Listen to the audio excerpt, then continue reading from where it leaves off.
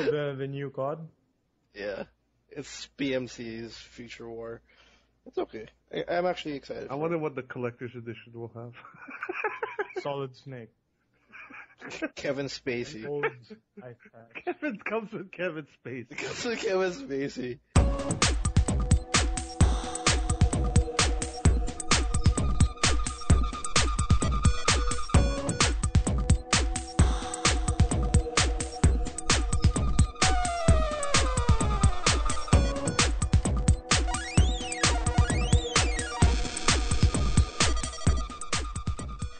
Hey everybody, this is TMG Podcast. This is episode 30. It's May 3. It's a Saturday, and this is Carlos, and with me is Will. Hey, hello. And Miggy. Hello, hello, hello. And it's a podcast, everything video games. It's kind of a slow week, as much as we have a couple of good lists to discuss. It's pretty a slow week, but we have There's actually not been a lot going on in the video game world. I mean, apart from a few trailers and reveals, which we'll get to. Yeah, one of the biggest ones is, for example, Call of Duty is like the 2014 version. is We were all already expecting announced. this to come out eventually, but Yeah, but it's announced. We'll talk about it in a bit. Yeah. We have also a little bit of news regarding Bethesda and John Carmack. There's a little bit of suing going on. We'll deal with that as we well. have some rumors about Nintendo.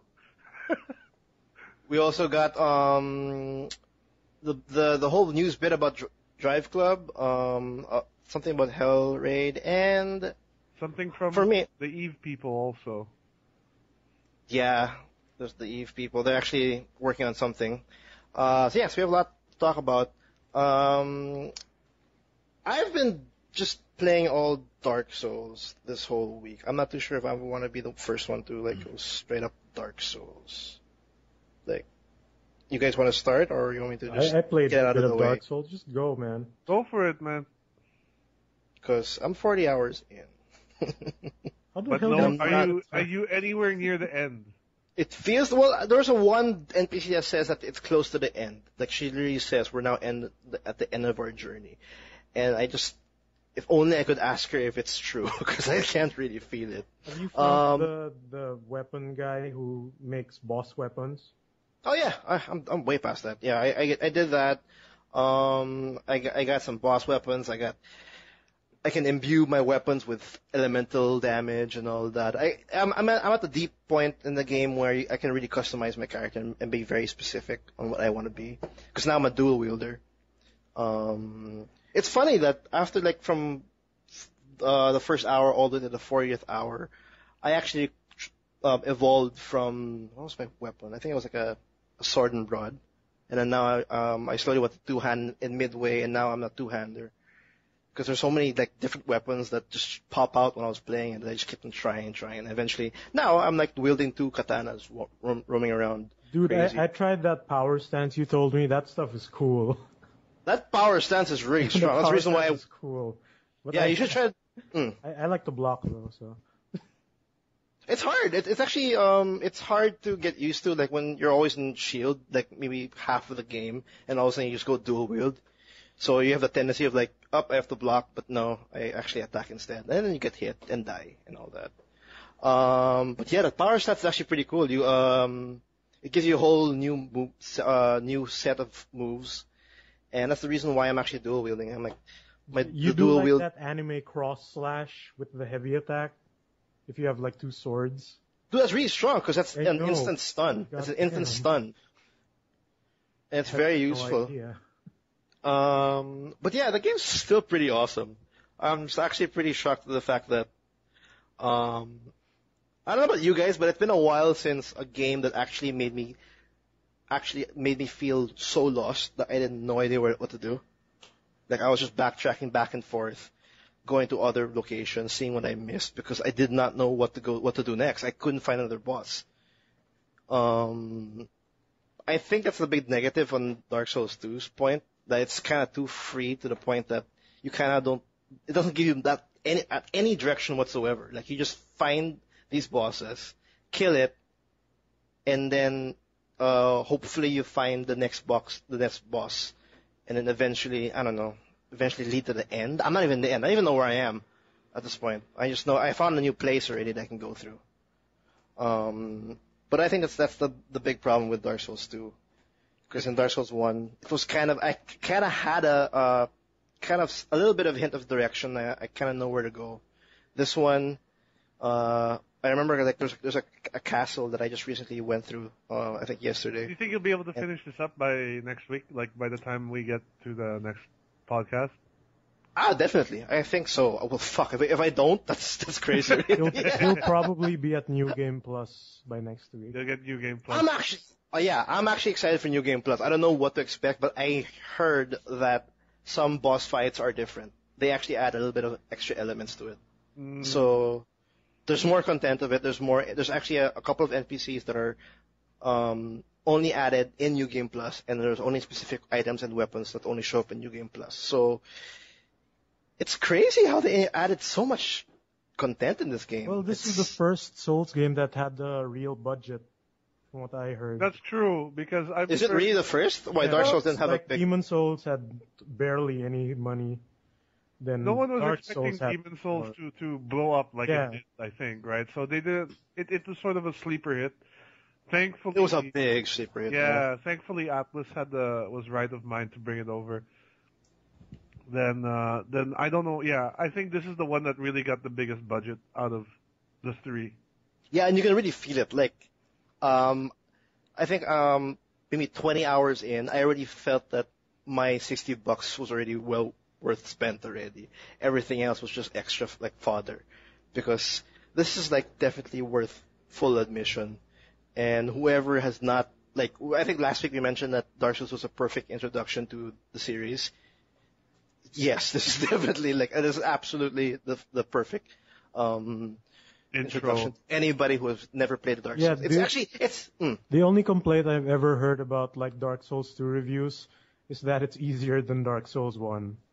I have to agree to that. I have to agree with that. It is like, actually easier. Only the veterans find it like not as good a game, but then people who played New Game Plus say that's the real like Dark Souls 2, because it becomes Dark Souls 1 hard. You can actually make the game even harder if you want from the start. If you remember this, do you know the first Covenant? You see the one with the stone. Yeah, you would go to that. Everybody's hard. That's the one. Yeah, you get that. Everybody's hard. It's like New Game Plus, they say. And you can also there's a specific item. I'm not too sure if you've visited it, but when you do that Covenant and then you burn the specific item in the bonfire, when you do that, every enemy near that bonfire or boss will be harder, and then you get more souls for it. So they added that little extra element just in case you kind of wanna make it extra hard before New Game Plus. But I think the reason why it's so easy, because it is easy. Dark Souls 1 is definitely harder than Dark Souls 2. But the only reason why I think is because the items, the variety of items that could support you when you play the game. Because before Dark Souls didn't have that, right? It just had the Estus Flask. Dark Souls only had the Estus Flask, so that's all you had. You had to worry about when do you want to chug. Whereas now the life gems, it's just everywhere. Like you can actually buy it. There's actually an NPC that you can buy an infinite amount, and that just alone already destroys that kind of like, oh shit, like I have one Estus Flask left. I don't know. I don't really use life gems. Like I tend to pick the Estus Flask more. No, because it's like more elixirs in Final Fantasy. It's actually much better. Yeah, the Estus Flask is much better. But isn't this by design also that it's easier? Like I think they're trying to make Dark Souls to be the more casual. Yeah, more accessible there. The more accessible one. Demon Souls remaining the more hardcore one, I guess. Oh yeah, no. I think you're right, because as much as people like this is an easier game, but it doesn't mean it's a bad thing. It just I think you're right. It just opens the game more to people that a wider are not audience. familiar with it. Yeah, or not with that. So, but the fact of the matter is, Dark Souls is definitely more easier though than Dark Souls 1. It's just more punishing because you're very limited in Dark Souls 1, because you only have like what? I think the limit of the Estus Flask takes 6 in the game overall, or maybe 8, and that's you completing the game. So it's because I think now I'm at I think my SS class now is at level 5, and I can carry 10, and then I have like what 99 life gems, like. But I still die though. I still die. Like those guys still do hit you. Oh, there's no doubt there. Yeah. Yeah, but like when you cross through the game, like all those faller enemies now, I don't really worry much anymore as I progress through the bosses. If I get hit, then it's fine. I can just life gem it out. Whereas before, there's also an item that lets you heal over time. Then, yeah, like and there's whole miracles and there's like, besides there's a lot of variety. There's a lot of options now compared to before. It's pros and cons, pretty much. But yeah, I'm really enjoying it. Another big negative though that I experienced as I'm now like towards the later part of the game, as much as I like the online feature, it's laggy. Yeah, man, I got invaded once and it was like laggy as shit. Yeah, it's laggy. I love the feature. I love the system, the PvP system, the co-op system, but I'm not too sure if it's us. Maybe it's us again because we have horrible net here. Our net, because like I'm not gonna use it ever again, probably. Yeah, I want to be so engrossed in the PvP, but I get so irritated because once I swing at a PvP player and I see it hits, but it doesn't register, and then you just don't know what happened, and all of a sudden you see him roll. Yep. And then you see him swing, but he's far away, but you get hit, and then it's very weird. It's there's a huge lag gap, and the hit detection just gets fucked up, and it just becomes not fun in the end. But co-op's actually okay because you're just worried about you can still see them lag, pero there's you can see them lag damage, man. That's fine. Yeah, and the bosses you can still dodge it. The only lag you'll feel once you're fighting those bosses, I think, is like once you swing, the damage will only register after 2 seconds or something. It's horrible. But they get hit. That's fine. But that's how bad the registration is. Like, you swing, and after 2 seconds, that's when it. What's your settings, like local or lang, worldwide? Because like, there's a setting that says like restricted or like allowed, which I guess allowed is for like everywhere, worldwide. Well, restricted is maybe region based. That's what the one on PS3. I'll double check on mine then. If it's a restricted, and then I'll report back in and see if it's restricted and it's still laggy, then that's bad. Yeah, that's bad then. I'll double check on that. But that's my big gripe on it. But that's been my gripe since even like Dark Souls 1, even in Demon Souls. Like I've always had, because I played the previous ones in PS3 and it's just lag, heaven. But yeah, but that's about it. Hopefully I'll finish the game next week. I have a feeling that's really our net, though. I don't think that might necessarily a fault of the game itself, but you saw that chart, right? With the slowest and most expensive internet. We have the slowest and most expensive internet. Yeah. And guys, that's just to our listeners. This is why we cannot give you nice things. This is why we cannot stream to you in HD. We can't stream in HD. Yeah, because otherwise we can barely stream in 360p. We're crawling to you. We're crawling our content to you. We're trying to crawl our content to you. But whoever wants PvP, like Dark Souls PvP, it's the same. I don't see the difference. It's pretty bad still. It's doable, but there's still that frustration that you're fighting against the lag more as you're fighting against the players. So it's more of a PvE game at this point, thanks to our amazing net. Yeah. Next week, hopefully, I'll be done with it. And I'll get a final. Then you'll be playing it again. I'm gonna be playing it for maybe. Plus. I'll be playing it till June maybe, because I want to play a mage, because mages have homing, so I don't have to worry about lag. I want to play PvP so bad, so I'm thinking about making a mage, because I don't have to worry about hit detection or anything. Just lame it out. Just lame it out. Because it's all locked on and it'll be easy. So yeah, I'll be playing more Dark Souls 2 still.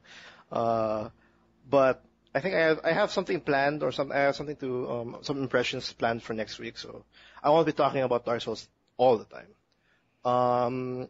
Moving on, who wants to start off? What about you? More on Dark Souls before I jump into my thing. I think last time I checked, I was at 16 hours. Yeah. And I think I played maybe 2 or 3 more after that. So The last boss I beat was those triplet knights with the halberds. Oh, the one that took 60 of my lives.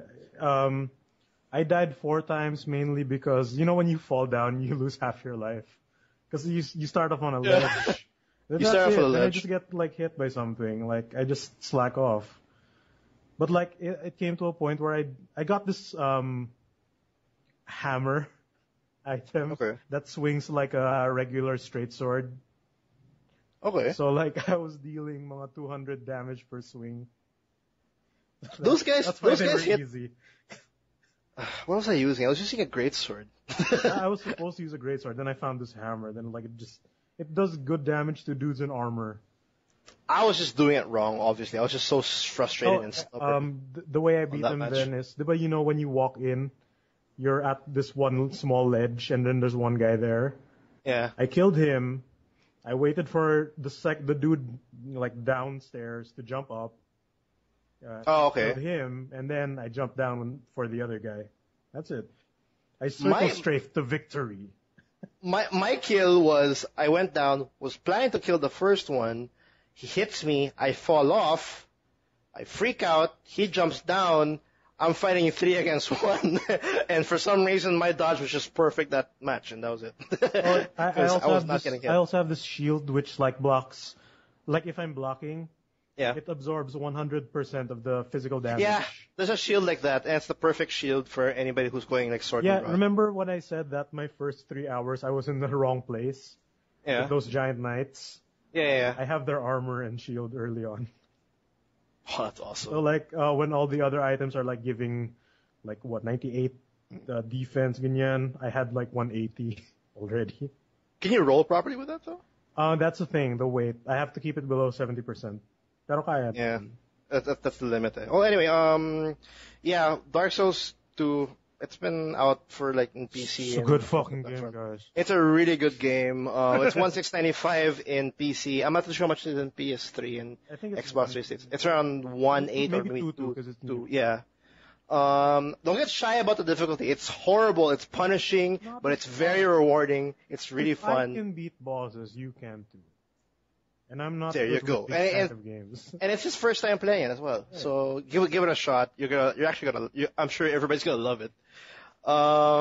You've been playing. I know, Migs. You got yourself. I got a new thing. Yeah, I got a new thing this week. Finally, you finally XL. got it. Yeah. It was. How was it, or how is it? So I got this really fancy metallic blue 3DS XL, which I thought all XLs came in flat colors, which made me happy. And it came with a pre-installed Mario Kart 7, which is fun, but it's still Mario Kart, and it comes with all that blue shell bullshit. What? Is it still OP, the blue shell? Oh, dude. Yeah, for sure. You saw that post I made? Where I got hit by a blue shell, a thunderbolt, and my screen got inked. All in a row at the same time. Wow, they just wanted you bad. Then I lost my first place position in the matter of 2 seconds, all the way to 4th, right in front of the finish line. That's Mario Kart. And I was like, "Yep, I'm done. Mario Kart. Sorry." You're not playing Mario Kart if you're bumped out of first place in a matter of seconds. I hate that blue shell, man. Blue shell's amazing. God damn it! And the one who throws it doesn't even get first place. That means he's all the way at the back. The true troll. That's such bullshit. Yeah, so I got that, and my 3DS is actually secondhand. So I didn't get the original one. Yeah, because this was just a really good deal. It's the unit. It came with a box with all its AR cards. Came with Mario Kart 7 and Monster Hunter 3 Ultimate, along with the XL Circle Pad Pro. Oh, you have two sticks. That's why I got it. It's such a good the attachment to play. The second analog stick, yeah. Yep. You know, I actually tried the Monster Hunter. You can't play Monster Hunter without that on the 3DS, dude. Dude, yeah, I don't know what the hell Nintendo was thinking. It's bad. Impossible. You can't even do the claw since the analog stick is on top of the D-pad. And the bottom screen has you can actually control the camera in the second screen. That's even worse. But your attacks are on your face buttons. I just want that was a weird control scheme. But okay, how are you liking the whole the device itself, like the 3D. the 3D feature. Yeah. The 3D is actually like better than I thought it was. Yeah, you do need to find that perfect sweet spot for the 3D. And like the distance between you and your eyes, and also the slider setting. You might most likely be the first person that actually. I actually turn it on sometimes just for the hell of it. Just for the I just want to see like, oh, this game looks like Monster Hunter looks really good in 3D. Mario Kart 7 also looks good in 3D. The other game that I got for it, which is what I've been playing the most on my 3DS, is Project Cross Zone. That is, I actually enjoyed that game a lot when I played it. The tactics crossover game with Namco, And Capcom. Sega, and Capcom characters. Wait, a tactics game? I mean, Yeah. Game with this, I don't know how to describe the combat. If you've ever played, if you've ever played remember Endless Residence of Frontier on the DS or Yeah, no, but like for Carlos, because you remember not Endless Frontier. What's that? Namco. I'm thinking of Fate. Resonance of Fate. Oh, there, yeah. yeah. That RPG tactics game with the weird gun juggling. Wow, that's an amazing combat. It's sort of like that, where you have to juggle your opponents and keep the combo going to deal damage. So you're free roaming. No, it's arena tactics. based.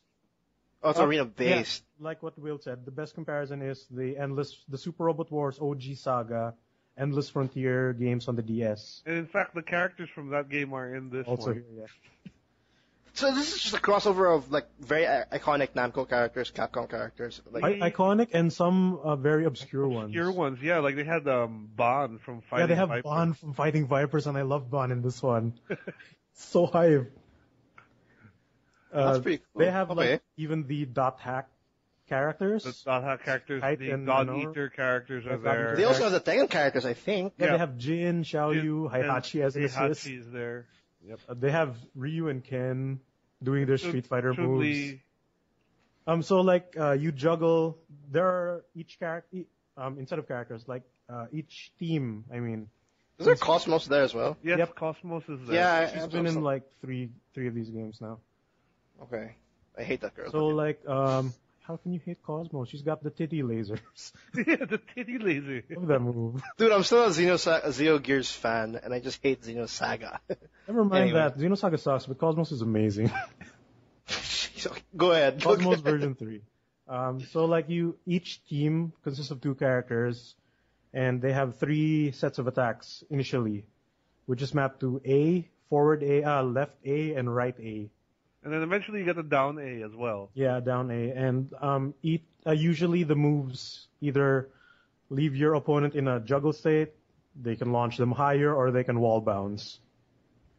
So like each opponent has a different weight, and you have to juggle them according like it's all like active juggle system. So it has to be up to you to which attack to do at what time, at what distance, to keep the combo going. It's actually it's a lot more it's a lot simpler than it sounds, really. But when It's a lot simpler than it looks even. When you play it, it's very intuitive. And actually, one of the big things I loved about this game is the 2D animations. Like the animations are great, even on the DS ones, and like they're all representative of their own respective games. Yeah. Like for example, Ryu and Ken the will wall do bounce Hadouken. donkey kick, and they have the Hadouken combos. Then Ryu will Shinku Hadouken, while Ken does EX Hadouken. Then That's pretty if your team is adjacent to another team, like one block adjacent or beside, they can be called as an assist. And like the Ryu and Ken assist is Ken does a cross-up EX Tatsu, while like Ryu comes in and I think does a focus attack punch. And they do their own whatevers. So this is actually like also fan based at the same. Well, how do you describe this genre though? I mean, what kind of? It's a crossover tactics RPG. It's still an RPG, so you still have There's like stats, level ups, items. Okay.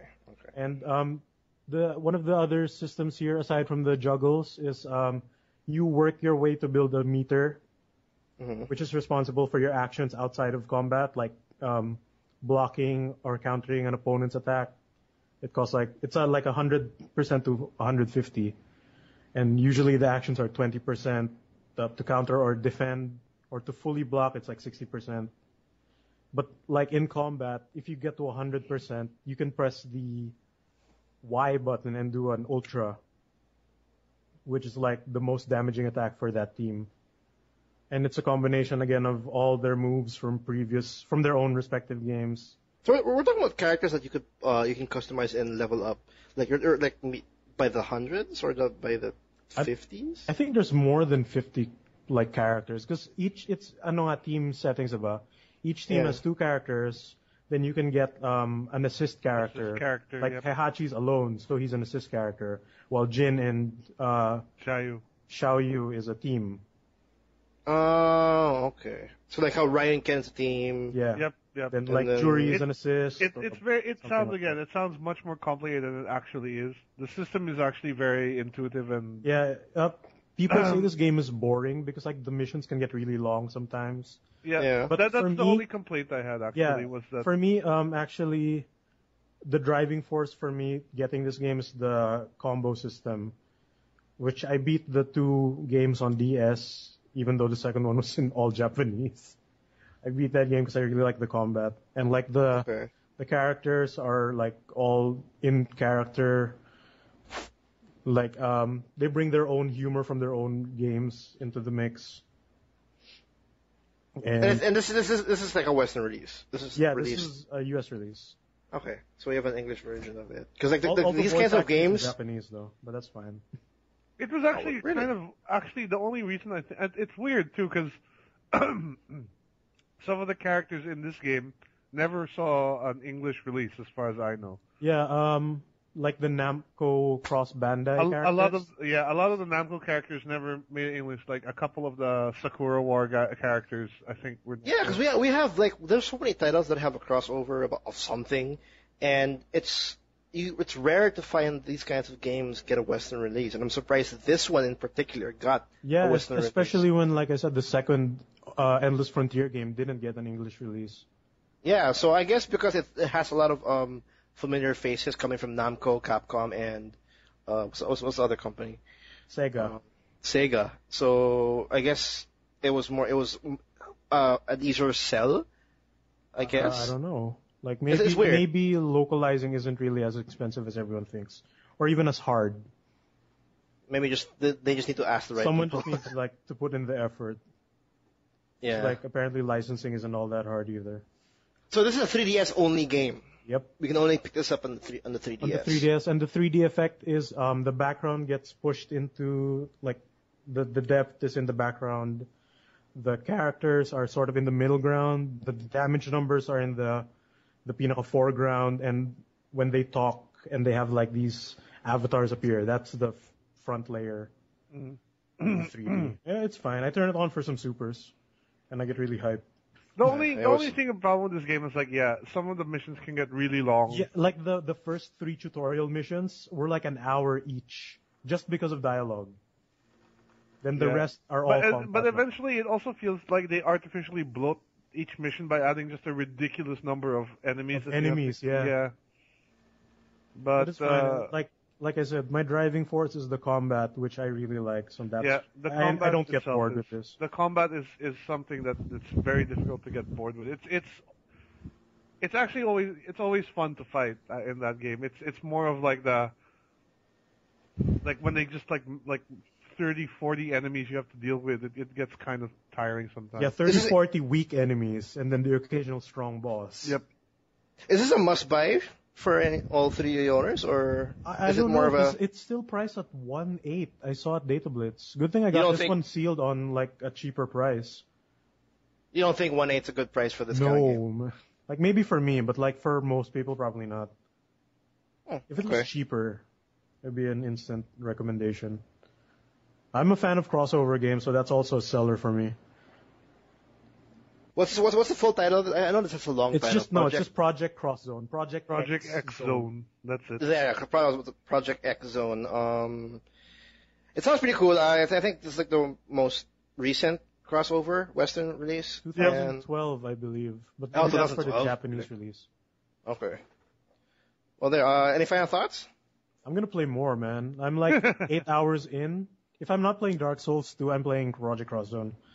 8 hours in, do you think you're done with it? Like, No, it's actually... dude, I'm just chapter 11, and I know like, judging from like old Super Robot Wars games that go into like mission 80 or shit. Oh, serious? Yeah. I think it's worth it The already. Endless Frontiers are short games, like they're 15 to 20 hour RPGs. Yeah. But like most of that is combat. Like the story is actually short, but like mostly it's just dialogue. Say, also that. I really hate those kinds of that it's full dialogue that you force yourself to like have to press. And like there's so many characters. That's why there's a lot of dialogue. It's a crossover game. Yeah. If you don't like Super Robot Wars games, then you probably won't like this one then. Because it's the same formula. It's the same formula. Yeah. Moving on, what about you, Will? What have you been doing this week? I mean, gaming-wise. I've been playing 2 games. I'll stick to the 3DS. The first is the new Layton. Well, not really new Layton. Professor Layton and the Azron Legacy, which is Which one is that? 4 or 5? It's 6.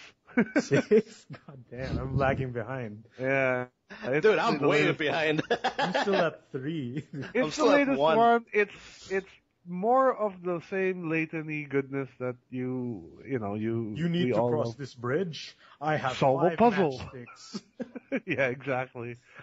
Some, the puzzle solving is still just as good as it was. It's still got all the same tropes, like that crossing the bridge, and does it do that thing where it like threatens you with a lot of picker-rats, but the puzzle is actually really easy? I've not seen it. I've actually felt that the picker-rats are a good judge of the difficulty of the puzzle. Yeah, but I noticed in 2 and 3, they give you like, oh, this puzzle is 150 picker-rats, but the puzzle is like super easy. Then you have the 30 ones that are like really hard. Oh, I don't know. Maybe you're just super smart or something. Cause hey, Nick, you're super smart. In the first game, it was fine, but then I think they're running out of puzzle ideas.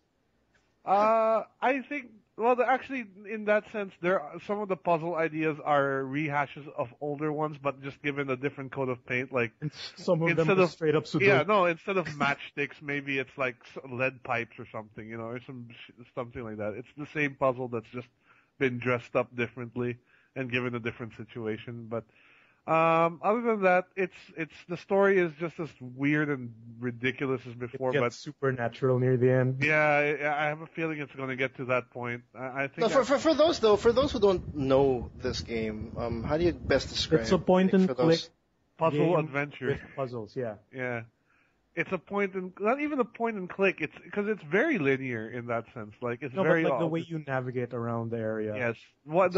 You digital novel. You navigate scenes, talk to people, and click around on items. Tap around the screen to find them hint points. And then the other main gameplay point is like you have to solve puzzles to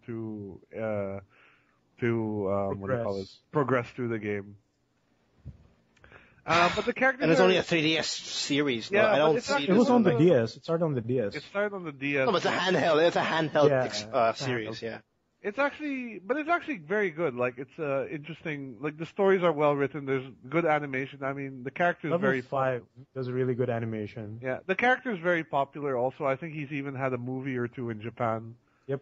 And he has an action figure now too. He does. He has a Revoltech, and he's got an upcoming crossover game with Phoenix Wright, which was released in Europe. I heard. Which was already released in Europe. Which is weird because the Western US release is scheduled for November, which is quite far. But I think Europe does not yet have this Professor Layton game I'm playing now. So that's the trade-off, I think. Can I say that Phoenix Wright, Layton what's is... the title of the Layton game? Professor Layton and the Azron Legacy. Alright. Does it Are they in the same boat in terms of gameplay? Layton and the thing Phoenix is, Wright? What's the difference between the two? I think Layton is more like the investigation parts of Phoenix Wright. There's no actual court cases. Yeah. There's no court combat. There's no objections. There's no objections, yeah. And just add in puzzles basically, and that's Professor Layton. The character is a kind of gentleman style Indiana Jones, He's actually like an archaeologist. But can I say the art style is similar to Ni no Kuni? Because that's the vibe I got. It looks very. It's very similar, yeah. Because Ni no Kuni is level 5, right? Isn't I it? think so. Because I know level 5 has that similarity in terms of art design and art direction, and why can't I? I'll just Google it. I think Ni no Kuni is level 5. Because I think you're right. Level 5 has amazing art design. And I think I'm right. Yeah. Professor Layton 6, man. Does it take place like in the past? No, it's in modern time. Wait, does Luke have his blue vest on, like the sweater? It takes place during, Layton's time period, which is like Victorian England, I think, because the Layton universe is this kind of Victorian England / steampunk universe, right? No, but like, Layton 1, 2, and 3 all happened like after each other. Then 4 and 5 go into like this flashback sequence. Even the movie takes place like in the past. The premise of this one is it's being narrated by Emmy, the other assistant of Layton. The one in yellow? Yeah, and it's a direct sequel to the last three. The last two, sorry, which was, I can't remember the name of the other two Layton games, but it's a direct sequel because it makes references to those games and the cities where you were in those games. Professor Layton and the Miracle... It takes place in the past because of how 3 ended. I don't even remember how 3 ended, to be honest with you. As long as Luke doesn't have his sweater, if he's just wearing his white shirt, that means it's in the past.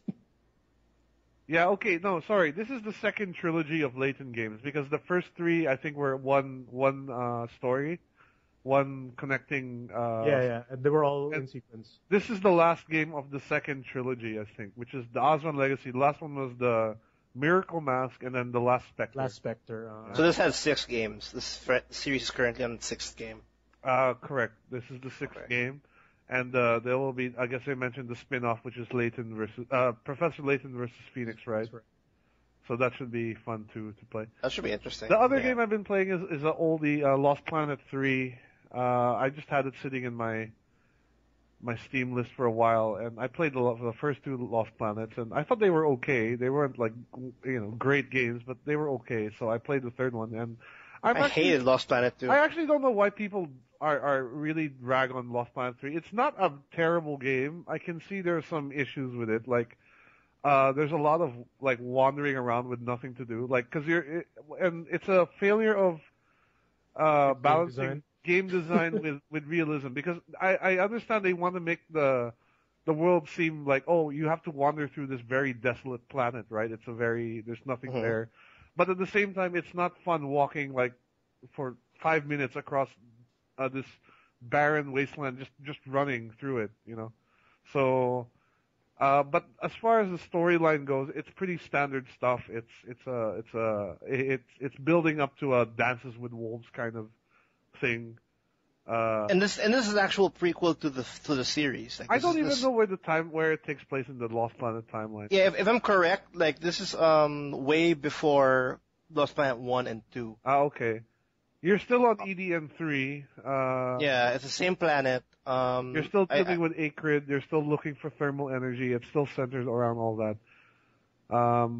The cool thing is you have a big robot now, which is it's like a driller, like an engineer. Yeah, it's like it's a big driller, and then in some areas you can use it to fight, or you need it to solve certain puzzles or to access certain areas. So I actually like that aspect. And initially I was thinking also it would be kind of like a Mass Effect sort of thing where you had like a hub and you can go and do different missions, because like you have a base, right? And then you have your primary mission, and then you have a bunch of optional stuff. So I thought it would be like that. The problem also there is the base is not as, like in Mass Effect you had the Normandy, which was all very easily, it wasn't very big, so if you wanted to talk to Tali, it wouldn't take you like 5 minutes to do it, right? You could just take the elevator and you're there. Yeah, everything's very accessible, and it's easy to memorize where everyone is. Right? Everything. And this one, like the layout is like it's very long hallways and like just needless lengths of walking, right? They went overboard on the design. Yeah, like okay, like I can understand that maybe a base would really feel this big, but fuck, dude, I don't want to run for like 2 minutes just to talk to one guy.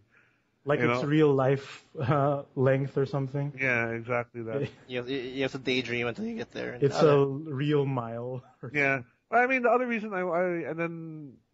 so So that's I've been playing that. I'm probably gonna finish it within the week. I mean, it's not a terrible game. I think it's good. It's a lot better than what people are saying it is. Like people are saying it's really complete crap, but I was watching you were test streaming your live stream. Yes, and I recently got my game capture card, so I was testing streaming it. And what did you guys think when you were watching me play it? I was watching and smooth for me. Well, in terms of quality, it was smooth. In terms of like what I saw out of like the game, Lost Planet, I feel like it's gonna be very repetitive. It just feels like the same thing over and over. That's what I thought in the first hour of your streaming. Like it was just pretty much the same thing over and over until you hit this cutscene, same thing over and over. And then the only thing that breaks the ice was pretty much you go into a mech, and then that's the whole formula, rinse and repeat. That's what it seems like. Yeah. More or less, like it tells, well, at least for the storyline missions, they'll tell you like, oh, go here, and then it's either going to be like you have to do something with the mech, or you just go there with the mech, and then you have to get off, and then you have like a Gears of War-esque sort of stage that you have to navigate. And then is the thermal energy like that keeps you warm? Yeah. Is that a significant part of the game? It's your money now. Actually, that stuff is what you use to purchase like upgrades for your weapons. And how could heat become current? Well, it's thermal energy, right? It's what fuels everything. Thermal. It's what fuels everything there. So it kind of makes sense that you could sell it for some whatever. way. Yeah, in some way. Like bullets in Metro. Yeah, like bullets, exactly, like bullets. But in fact, like unlike the first two games where you needed it to like stay alive, you don't need that. You don't need to worry about that anymore. Like you. I like that aspect in Lost Planet. I actually thought that was a good idea too. So I was kind of surprised it's gone now.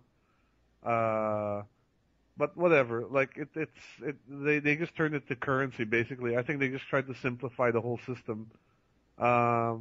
But yeah, so that's that. Is this a good introduction to the series? Because I think one is like, I still think among all the three games, I think one's the better game. I think one too, and like one for some reason, like they went from a kind of anime-inspired look for the mechs to something a lot more Western, which I find really odd. I don't really understand the reasoning behind that, but like the mech now, as you saw on the stream, is this huge construction robot, right? With no care in the world, there's a miner, and then and then the first one was like this little sleek, like kind of pod robot that really looked something out that could come out of Macross or whatever. Maybe the timeline will explain that. Yeah, I don't know. Like the characters start watching anime, and like, oh yeah, rounded surfaces, I like that. Rounded surfaces. Oh, so you'll be finishing the game. Like you're kind of pumped enough to see it to the end. Yeah, I'll probably finish it. I don't want to leave it unfinished, and I think I'm about halfway done already, so might as well see it through. And then, I have Layton as well to keep me occupied. And Layton is actually one of those games where I could play for hours, because to be fair, I'm not very good at puzzles sometimes. Yeah, Layton is the perfect handheld game because you can play it in short bursts or in a straight long session. Yeah, I agree. And surprisingly, the 3D in the Layton game is pretty good. And I'm sure that's the reason why it's very famous. Because they have Phoenix, right? 6 and games Layton. now. And they have 6 games, yeah. And an anime film. I forgot the. Dude, that movie is good. Like the story is bold, but that movie has good animation. Professor Layton and the Eternal Diva. Yeah, watch that. That's good. It's a good movie. Okay. Well, final thoughts on, I don't know, Lost Planet 3, because I think we're going to do a quick break before we actually hit any news, because we kind of... I would say my Lost Planet 3 final thoughts is it's not a great game, but it's definitely not as bad as a lot of the critics have made it out to be. So if you're looking for something to waste some time on, and if you get a really cheap price on it, I mean, it's not terrible. Wait, is there multiplayer in that game? Yes, there is, but I haven't tried it yet, so I can't comment. It's gonna be shit anyway. It's not a good game. It's not that good a game, but it's not Magus. It's not. It's better than Magus. Yes. Better than Magus. That says a lot. That says a lot. That says a lot. You don't even know. You have to play Magus. I'm with. I have to play that. Yes, Magus out now for the PS3. I don't want to promote it anymore. Yeah. We'll take a quick break. We kind of went a bit overboard with our impressions. So we have a lot move. to talk about for the next half. So Yeah, so stick around because we got a lot of news. Like we have COD for all those COD people. There's a new Call of Duty without a dog. Yeah. There's no dog. All of space. no dog, but there's a famous actor. It's actually one of my favorite There's a actors. mocap man. There's a mocap man that's actually They upgraded. he looks very fine. He looks very fine. Deep. I don't know. He has video game hair, like wax hair. It's video game hair. What is video game hair? Yeah, wax hair. Wax. It's shiny and That's soft. true though. That is video game hair. Yeah, thanks for listening in, guys. We'll do just a quick break. We'll be back in literally seconds. You're gonna hear this awesome music for like 30 seconds. Yeah, and then we'll just pop right back up. But yeah, we'll see you guys in a bit. Thanks. Yep.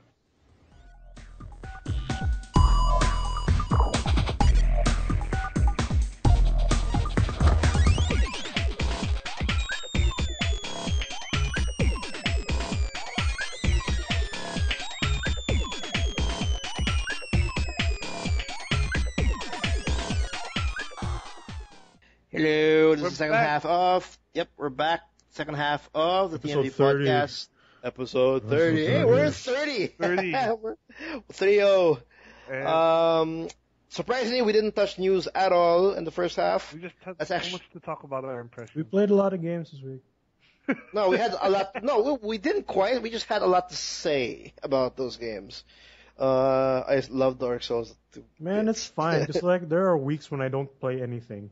Yeah, I know. So, keep doing that if you want to. But yeah, we have a lot to talk about. And first up, I think is the biggest one yet. I mean, among the list that we have for this week. Big By a mile. Big can be depending on where you stand. Yeah, where in your stand. Because but this is technically- actually this was fully expected. I mean, we Yeah. all knew this was coming, but I think what we didn't expect was the mocap. The dude. but like how the because for- Titanfall part. I am, okay, so to get out of the way, Call of Duty, the 2014 Call of Duty has received a trailer. It is titled Advanced Warfare. Call of Duty Advanced Warfare. Yeah, Yes. Going so into this the will be, I don't know if this is like, because What? I think they kind of finished the Modern Warfare arc, so this is now their next arc for a story. No This more is their stuff second. with This is their second time going like future, but this is like because they did further like, into the future. they Yeah, did futuristic on Black Ops 2, and But, I think yeah. this is further in. I think the thing is, as far as I know, Black Ops, Ghosts, and Modern Warfare are three separate storylines. Yeah, they are. They're And- three yeah. separate. And I think for anyone who's played Modern Warfare 3, that sort of was closed already for the most part. So I think Yeah. Advanced Warfare is the next thing. This is the first Call of Duty from Sledgehammer Games, which is the new studio I think was made to Yeah. replace Infinity Ward. And Treyarch? Treyarch is still making Black Ops, I think, aren't they? I'm Oh. not sure. They're probably no, gonna no, make I don't the think DLC they didn't replace master. any of them. They're gonna be those are the three. From what I know, on the latest news on Activision, those are the three companies that'll be cycling through so that they have more development time on each Okay. Call of Duty Yeah. and retain the yearly release. That Right. makes So- sense. Okay. So, but We'll have Infinity Ward coming like maybe 2 years down the line. Then Treyarch 'cause, making all the DLCs. Yeah, because I'm sure next year it's gonna be Treyarch, and then after Treyarch it's gonna be Infinity Ward, and the next one will be Sledgehammer Sledgehammer. Games. Yeah. But so- this is the first one we've seen from Sledgehammer, I think, right? Yeah. Modern Warfare. It's pretty much the first next gen. Well, not really the first, more like next gen. I'm not too sure if it's next gen only, but it's coming out on November 4 for, of course, Yeah, PS4. which is standard Call of Duty release date, I guess. Yeah. It looks good, to be fair. I think the trailer looks I'm- great. I think I'm weirdly excited. Yeah. I don't know why. What's his name looks great. Kevin Spacey looks Kevin amazing. Spacey looks great. Yes, He looks Kevin amazing. Spacey is in this trailer. I don't know, man. He's got I the don't video know. game hair. I don't know who's better, the dog or Kevin Spacey. I'm not too sure which. You know what? I think they screwed up the last one with the dog because they with the dog. If you play the last one, the dog really doesn't do a lot. Yeah, they should have went with Kevin Spacey. He doesn't even die. The dog can't exactly. The dog can't even die. My feelings were not affected. Riley. No, but yeah, last year was Ghost. I wasn't too excited about it, not because of the dog, it's because it just looked very generic. There was nothing cool about it. This one, maybe because of the setting and the fact that they put private military corporations now in it. Yeah. It's a different in terms of story and then setting. That's the reason why I'm I think they're also using a new engine now. Yeah, and it looks like it's a new engine as well. I hope finally. So, because they've been using a modified Quake 3 engine for the longest time. So now that they've kind of making a transition towards less of PS3 and Xbox 360 gen now into more. Do you know if this is exclusively next gen or not yet? I'll have to double check it. I'm assuming as well because all the details are not sure because. The trailer just landed maybe I think yesterday or the day before. Yeah, because the official announcement was supposed to be today or tomorrow. Right. But of course, people being people, they had leaked information about Call of Duty. So Activision was like, okay, fine, we'll just release the damn thing, and then there it's announced. So I think we'll get more information for when we next week, and then most likely we'll cover it in the next episode. But obviously it's come out in PS4, Xbox One, and PC. Not sure if we're gonna see a downgraded version of Advanced Warfare. Yeah. And I like also the fact that they're teaming up with Vice to make a documentary on real world private military corporations. So that will be quite interesting to see. Yeah, it's a good hype also because the whole thing is all about PMCs and how it affects the whole overall war effort. I guess. Or how it changes the landscape of waging war, basically. Yeah. And I think that's actually quite relevant in the real world in a way. Like obviously this is a fantasy setting, right? But we're definitely seeing the rise of private military corporations in the real world to some extent, especially in a lot of I would say not there are a lot of hot spots in the world that are not necessarily like headline news, like a lot of like say Central African Republic areas or smaller conflicts in South America and things like that, right? And the PMCs are just going to town. And right. And I think those are areas where we see PMCs more. In fact, I have a friend of mine we used to work with a PMC. I like that one quote. So when I saw the trailer for the documentary, they were like saying all the amazing military personnels that were in the military are not anymore in the military. Yeah, and I think that's very true. They go to PMCs because PMCs can pay them better than the military. And if you're good at being a soldier, and you're willing to take I'm pretty sure I don't know anything about real world PMCs apart from that they exist, but I'm pretty sure that the whatever compensation package those guys get has a very big premium on their life. Like if they die, they probably get a huge payout to their families. Most likely, yeah. But wait, moving back to the game, Advanced Warfare, not much details as of yet for this episode because the trailer just landed. Advanced Warfare is the 2014 Call of Duty game. Did you get a vibe from that new Tom Cruise movie as well? Like they had the exoskeleton suit and everything that they were showing in the trailer. Yeah, it has that futuristic vibe for sure. I don't know about the exoskeleton. I think they're just I'm not too sure if they were riding on the futuristic trend or they're riding the Titanfall trend. I'm not too sure what they're trying to do. Yeah, probably both. Maybe both. But there were some pretty cool things we saw there. There's like a lot of drone usage. It didn't look like a Call of Duty trailer. It looked like a movie trailer. That's because Kevin Spacey, right? Because Kevin Spacey was it's all cinematic. Hey, we're hitting Kevin Spacey so much, but I kind of like the addition of Kevin Spacey because Kevin Spacey is just a great actor and yeah, dude, he fought Superman with words. He won. He almost won. He almost won. But I'm kind of worried about it still. Graphical wise, they can very cheat the whole aspect of hyping the high quality detail that they have for the next. I don't know. It didn't look very next gen to me. Like it still looked like a video game. Like you know how next gen is usually it's more realistic than the previous gen. But now you can tell like it's a 3D man with that face. It's more detail. No, well, I don't. It's so hard. It's so hard to define what is next gen. Like, I can't tell which is next gen at this point because like, Infamous Second Son is next gen because it has a lot of particles and bright colors. It looks like a video game. and it has like amazing mocap. I'm not too sure how you define next gen. Photorealism, man.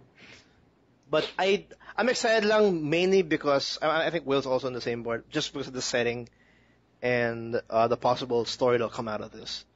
In terms of gameplay, the trailer that landed, the first one, it's all taken in Xbox One. Right. So it's in-game footage and obviously shoot people. I think that was Microsoft's prerogative, because if you recall, Ghost was also announced first for Xbox One. Yeah. COD series in general does better on Xbox than on other platforms. COD, as much as it wants to be a multi-platform, it's still a freaking. I consider it as an Xbox exclusive. Like if you want to get an Xbox, get a COD as well. It's part of it. I've always bought COD on PC just because I'm still a mouse and keyboard guy. Yeah, that too. But I don't know. I guess they brainwashed already the whole. All COD the kids spectrum. have the Xboxes. Yeah, all the kids like shooting and sports. Kids. Yeah, but yeah, it's all futuristic. I think it's set in. I don't know if I'm getting the right year though, but around 2054, I think, or maybe 2058. But way into the future. We had exoskeletons. We had like soldiers jumping around, like they're Spider-Man. I don't know. They're gonna have like the Titanfall parkour. Now. It really feels like Titanfall without the mechs, without the parkour. But with exoskeletons. Well, actually, Titanfall doesn't have exoskeletons because they can't punch as hard as you saw in the trailer. You have giant exoskeletons in Titanfall. Well, yeah, that's Titans. But it's definitely like the whole Metal Gear Solid vibe. It's with the futuristic and the PMCs. Without the Kojima weirdness of all of it, you know, like yeah. It's funny though. Who would win though? Kevin Spacey's army or Big Boss's army? Well, that's hard to say because we don't really know too much yet about Kevin Spacey. Yeah, we don't. Yeah, but it's Kevin Spacey though. You never know. They had like the iDroid in 1975 or something. So I guess MGS World is more high tech. Well, they got giant robots that shoot laser nukes. Psychos. It has those like. They got dudes with superpowers in Metal Gear. They got dudes with superpowers. That's PMC to the max. But yeah, we don't know much of any details about like the features in this game. You still shoot people. You still throw grenades. Will come soon. Yeah, more information will come in. But yes, more, Advanced Warfare, November 4 of 2014. I'm weirdly excited. They get a release date while Bayonetta 2 doesn't. That's not fair. It's a yearly release. Oh, but speaking of Nintendo, there was a new rumor that came out. Let's put that out of the way. Because speaking of, no. I mean, there's a new rumor that coming at E3, Nintendo will be putting out a new piece of hardware. That's the possibly rumor that's going around. Yeah. Yeah, it's a rumor. That will be playable at that show. The current thought right now is that it's going to be a kind of a new iteration of the 3DS or like a fusion 3DS sort of it's thing. It's a 3DS hybrid. A 3DS hybrid. Well, hybrid with what? I don't know. With the Vita? I think with the Wii U. I think what they're thinking of doing is sort of making a 3DS dual screen a 3DS unit that can be used as a tablet for the Wii U. That's the sort of the idea, but who knows at this point. No, it makes actually sense. Like if they are going for hardware, it makes so much sense that this hardware is to tie in the 3DS with the Wii U, like how. Yeah, you're right. It might be a 3DS with dual analog sticks.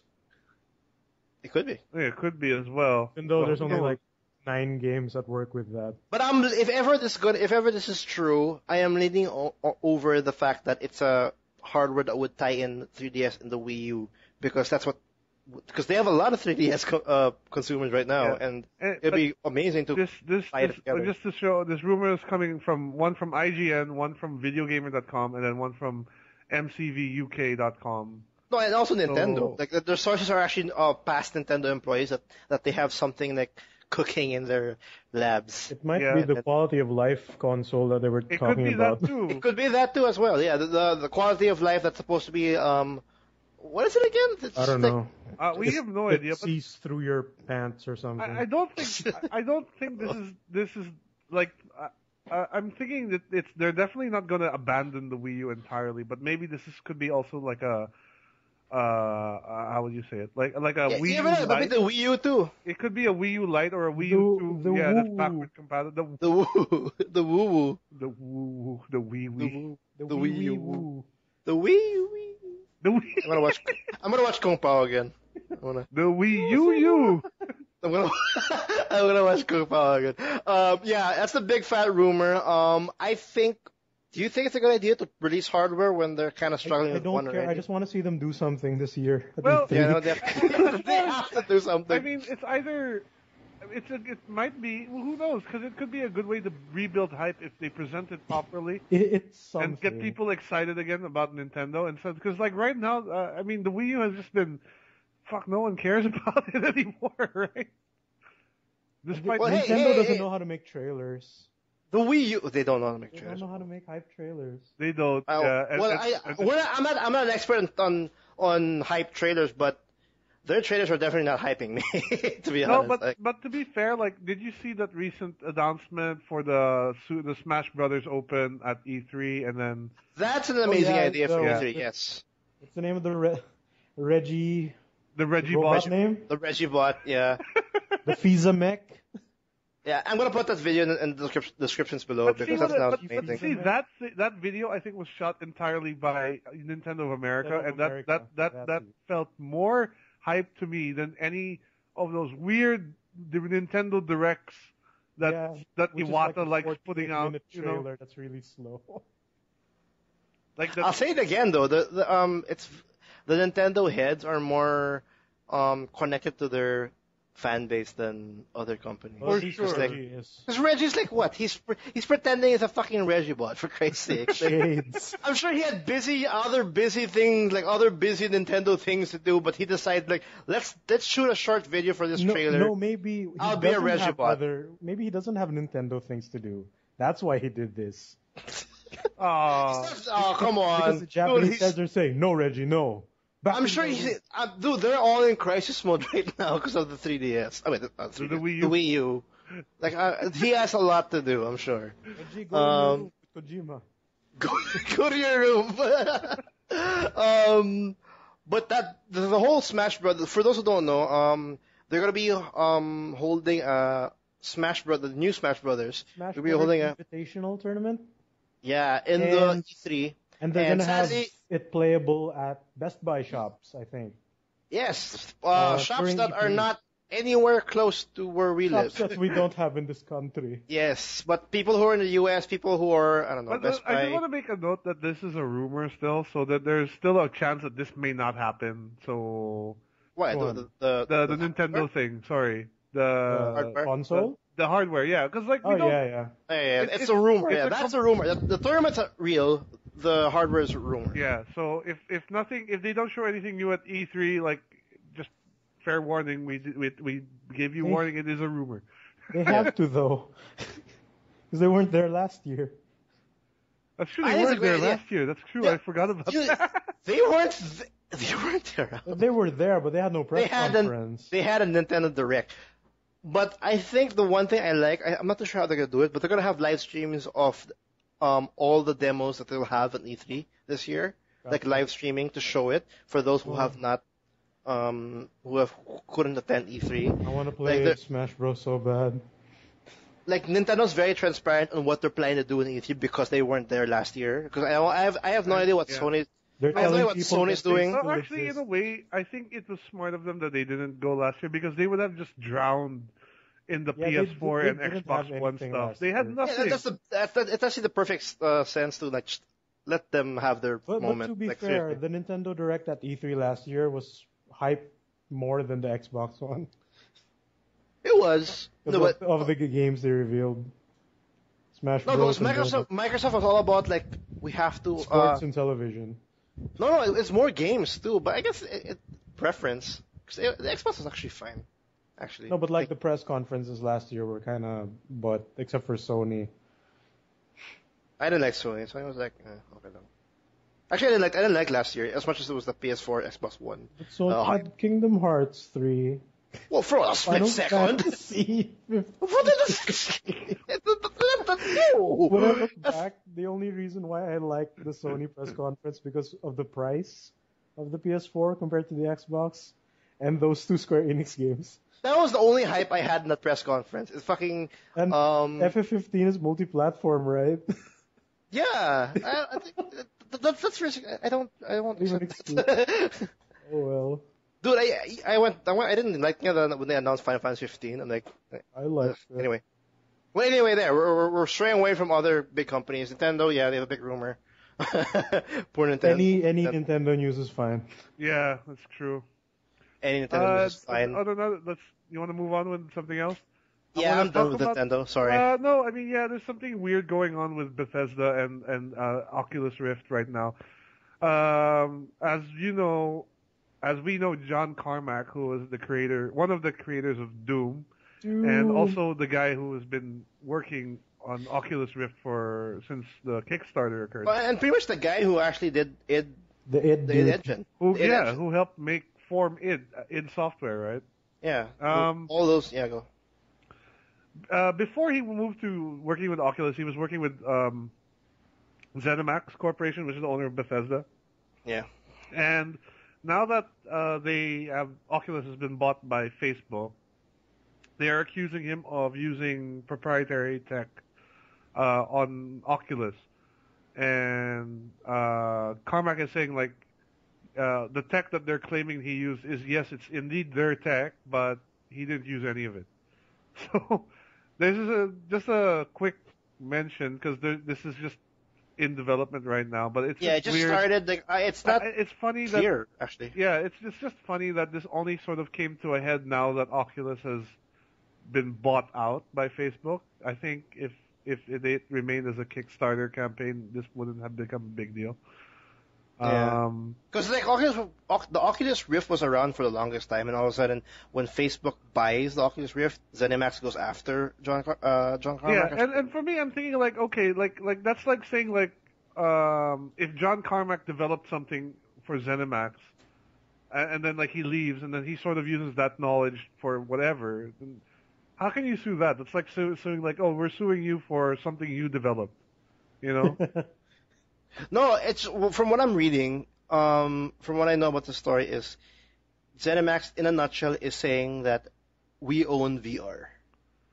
Yeah, or at least the Oculus Rift, some aspect of the Oculus Rift technology. It's our idea. You can't. Yeah, for some reason they're now stating that this is ours. You can't do that. And then when John Carmack went over officially to the Oculus Rift side. He got, I don't know, I guess he brought some over, that's what they're accusing him of, which obviously he denies. There's not much information about it yet, but I think the latest update with this is, John Carmack, quote, I'm quoting John Carmack, no work I have ever done has been patented. ZeniMax owns the code that I wrote, but they don't own VR. Oculus uses 0 lines of code that I wrote while under contract to ZeniMax. So, okay, it's not so transparent as well. It's just they put the news up right now. Maybe next week we'll have something more to say about this. Well, didn't Bethesda sue Notch for the word scrolls? Bethesda, not ZeniMax, Bethesda. Yeah, but ZeniMax owns Bethesda, so that's I don't crazy. Maybe they like to sue people. No, well, that's just trademarking, but this is actual patent, actual technology. And they're from what I'm reading, they're saying that a part of that VR is ours, or you brought it over. And I think Will's right. It's just it's because Facebook is now involved. Yeah, exactly. It got brought to their attention because of Facebook. The Oculus Rift has been around for like months or like a year. Yeah, and all of a sudden Zenimax says, it's fine. Like, it's stupid. No, it's because Facebook is involved. They have money. There's something wrong. It's a money grab, and it's weird too because I never thought of ZeniMax as the type of company to do, to be kind of money grabbing. So maybe there's something that they really have they really do think in some way that they're correct, that they are owed money, but I don't know. It's hard to say. Hey man, with the name Zenny in their title, and that's the currency in Mega Man Legends. Oh, do not connect it that way. Oh, it God. means money in Japanese. Do not connect it that way. Anyway, more of that most likely in the next week. It's still developing. Zenimax suing Nintendo for making the Virtual Boy. I don't know. They might have a part of that too. I don't know. ZeniMax is like everywhere. Don't they have ZeniMax Online? Because we have to blame them for Elder Scrolls Online, I think. Can we blame them for a bad internet? No, we can only blame PLDT for that. Yeah, but they don't respond. They don't at all. Anyway, let's move it on. Like a little bit of news bits, because those are technically the big ones that happened this week. It's very slow, as much as COD is like big. But the very small ones, whoever wants to play the Defiance, I don't think I want to, but it's free to play now. Like it's there. Defiance is a sci-fi MMORPG. It's a shooter. It's supposed to tie in with a show called that Defiance. One. Yeah, but the PC version is free. I'm not too sure about the platforms. Did you ever watch the show, just out of curiosity? No, I have not watched a single episode. I heard it wasn't all that good anyway. It isn't, I don't think it is. So I'm not even gonna try. But yeah, it's going free to play in July. Reason why I want to mention this is because isn't it kind of sucky that, like, this is a good example to why you should not buy a copy or like a physical copy of an online game. As shady, or not shady, as like very not as popular or very new, because like just like in DC Universe Online or in Defiance, you get a copy, and then out of the blue it becomes free to play. So now your copy is technically just zero value, because that's what happened to me. Like when I bought DC Universe Online for my PS3. Yeah, no, that's true. I mean, it's just there right now. That's the risk you take with any online game. I think, like, I have a box copy of City of Heroes, and now that game's gone, right? So it's a completely worthless game. I can't play it anymore. Well, shutdown happens, but the whole idea of like when you pay for a game and all of a sudden they go free to play because they can't handle it. That's true, I suppose. Yeah, but it's hard to say that now, especially. I mean, I think there's still some collector's value in having. It depends. Like I have the collector's edition of the Warhammer Online MMO. I got that. The big one, right? With the book and everything. Yeah. I think that still has some value to it, even though like the game itself is now. I think it's dead, right? It's gone. Yeah. Warhammer Online is dead. But yeah, Defiance, starting in June. Oh no, sorry, I was wrong. Defiance going free to play on PC on June. For the I guess they're going PS3 version will be free on July. So for the PS3 owners, they'll have a free game to play around with on July. Poor people who subscribe to that though. Well, that sounds like people who are subscribing for ESO right now. Oh, they'll go there. I'm sure they're having fun. Hopefully they're having fun. Moving on. Here's a pretty interesting news bit for people who are interested in buying Borderlands 2 on the Vita. This is very shocking considering it's coming out, I think, next week, and they just announced it now. Borderlands 2 is, yes, it's a co-op game, but in the Vita version it's only capped at 2 players. But is it online or is it just ad hoc? No, it's the same way. Online. It's all. I'm sure it's online, but it's not anymore the whole 4-player. The 4-player co-op. It's now just you and a friend. Which I guess it's okay. Is that a bad thing? No, it's No, fine. but I mean, remember, this is the Vita version. You're always going to have to sacrifice something when getting something on mobile, basically. So it doesn't sound like a huge trade-off to me. That's my personal opinion. Because actually, I have fun with Borderlands, even playing solo. As I mentioned before, like I can play it solo and be fine. Actually, I think co-op would actually work because 4-player, like as much as it's a lot of people, it's gonna be a lot of fun. It's still chaotic. Like there's so much. It's too hectic. Yeah, just like as much as like for example, I like Dragon's Crown. Yo, Dragon's Crown with 4 game. players gets crazy. It's chaotic. You can't see your character I can't anymore. tell what's going on. Especially when you have 2 dwarves like jumping around like a fucking fool. Or even just 2 warriors with that little spinny sword combo. Yeah, that too. Like They're it's gigantic. I guess it can work. I was kind of skeptical when I heard, it's stupid. It feels like they're dumbing it down. But I think this will actually go in their favor because it'll be like you still have the co-op feel. Like, the game is still best played in co-op, and it's more toned down. You can actually know what's going on. You can control it, the situation more. But yeah, so whoever's getting Borderlands 2 and Vita, grab a friend. It's only 2 players.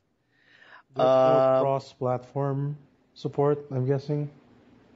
Like no cross-play. What, on the PS4 or Yeah, no? on the PS3 or something. PS3. I don't think so. Probably not. Okay. I don't think so. They should. They should actually. They That'll should, be an but amazing feature. yeah, there's probably like some tech limitation that prevents that. Oh well. Yeah. Well, yeah, it's much like in Dragon's Crown, for example, they have a crossplay. Like you can play PS3 and PS Vita.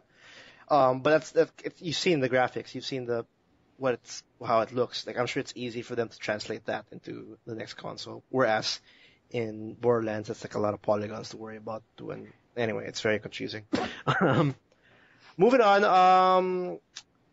For PS Plus members, if you guys want Drive Club, it's still free. It's finally coming out.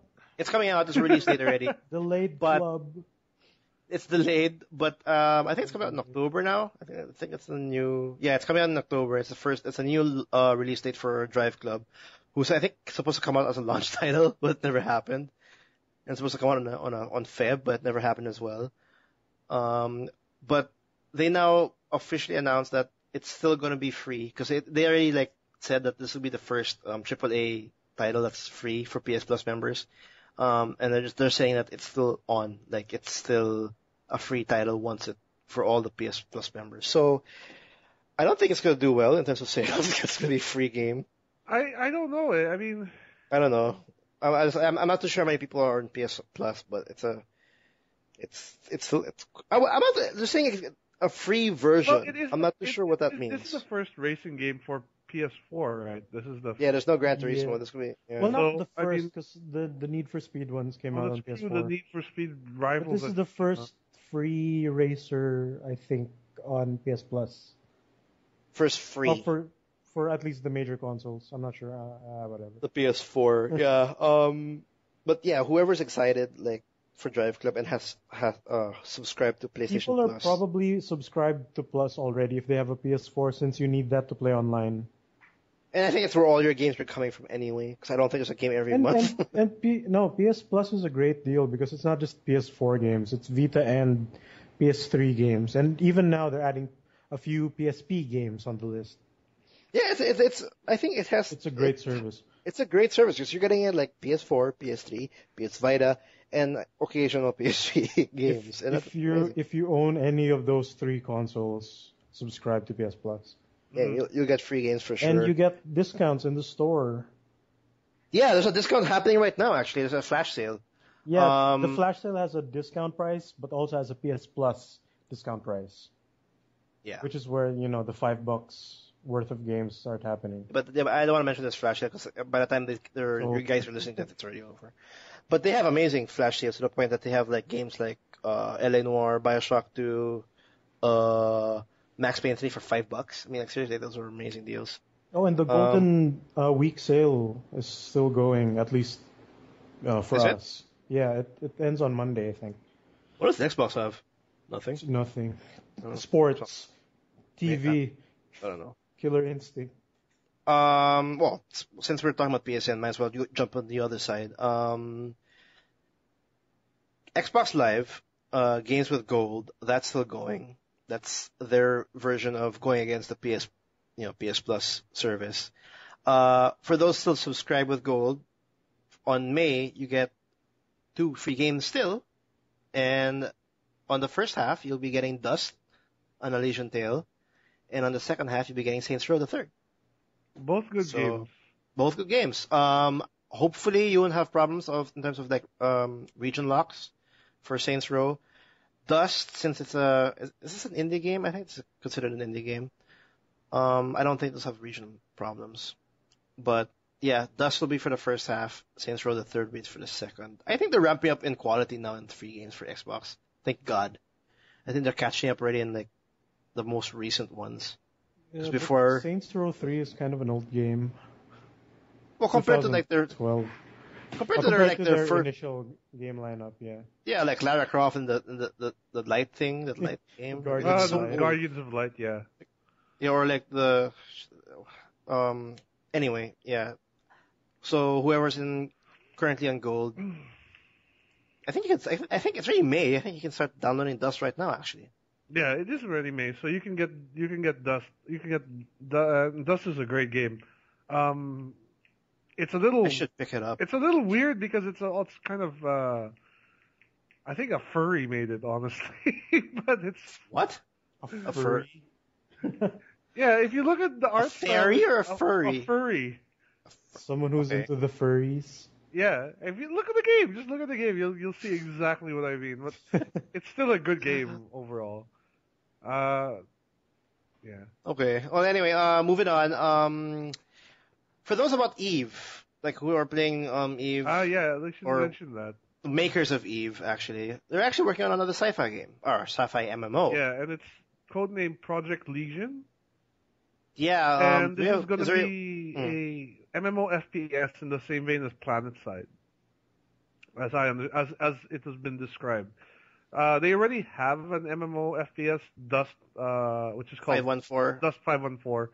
Yeah. But that's more of an arena shooter, more like Titanfall in the sense that you go into a lobby, you make a bunch of people get on, and you make a map and you play, right? So it's COD. Yeah, like that. It's COD in the Eve universe. And I'm not actually sure. It was very ambitious when they announced it. It was going to be like shit happening in Eve the game would influence Dust the game, and stuff in Dust would influence stuff happening in Eve. So, it was going to be super ambitious like that. But I don't know if it really worked out in that way. But it sounds to me this is CCP's next attempt at the same thing. Yeah, because it looks like they just they did Dust 514, and I think they're in their connection with Eve Valkyrie, or is that the one I'm talking about? No, just Eve Online itself. Eve Valkyrie is going to be another game that they're. It's not connected to the overall Eve Online. As far Eve Valkyrie, I have no idea. Because Eve Valkyrie is like a shooter, like a space It's a space simulator, yeah. Yeah. But this Eve Legion, I it's very early still, so there's not a lot of details out there. And CCP also recently stopped development on the World of Darkness game, so I think a lot of their resources are now going to Eve, the Eve lore. Yeah, Eve itself has just been their breadwinner for the longest time, so it makes sense to me to support it. And I think the Eve universe itself has a lot of potential still to have other kinds of games in it. Because if you play Eve now, a lot of people joke that when you play Eve, it's like playing a spreadsheet. It looks like it. It's a lot of numbers. I don't understand when I stare at it. Yeah, it's a lot of numbers. It's a lot of It's very, very. It's not that hard to get into, to learn the basics, but to get really good at it or to be optimize everything is a very. It's a very steep learning curve. Yes, I'd say that. So something like an FPS is perfect because I think it's FPS in a sense, in PlanetSide sense, that wide of a. But FPSs in general are one of the easiest things to jump into as it is, right? You just as long as you know how to point your mouse or your control stick and shoot a gun, you're good to go, more or less. You can still contribute. God, do we still have shooters that want to play a game like this? Because we have like PlanetSide, we have COD, PlanetSide 2 is we have still Halo, we have so many shooters. How many shooters do we have in this world? We're getting a new one this November. And one, Call of Duty. But PlanetSide 2 is doing well. Yeah, like they have a big community, and then we're gonna have another FPS. FPS MMO that's similar to PlanetSide that cater to 1,000 people in one map. And then if they can fill side of PlanetSide, if they can fill that world, I mean, like there's so many shooters in this damn world. I mean, What I would like the kids to see, are into. What I would like to see is like another game like Battlefield, the future Battlefield 2142, because I thought that was brilliant. That was they should continue that. Yeah. No, man. You know what I would want to see? A game in the past called Battlefront. Because, it happened a long time ago in a galaxy far, far away. That's happening. That's happening, though. Isn't Who it? knows? It's not canon anymore. You're so fucking sour about that. You've been doing it all I've fucking been hearing cast. it all week. It's hilarious. It's not canon. It's not canon anymore. Battlefront's happening. As much as it's not canon. They're working on fixing Battlefield, though. DICE is working on it. DICE is working on all EA's projects, Supposedly they're working on Mirror's Edge, too. They are. Well, that's what they announced. Anyway, yeah, there should be another, wait, what's it called? What's the project called again? Project Legion. Yeah, Project Legion from CCP, because the World of Darkness sadly went away. I was actually looking forward to that one.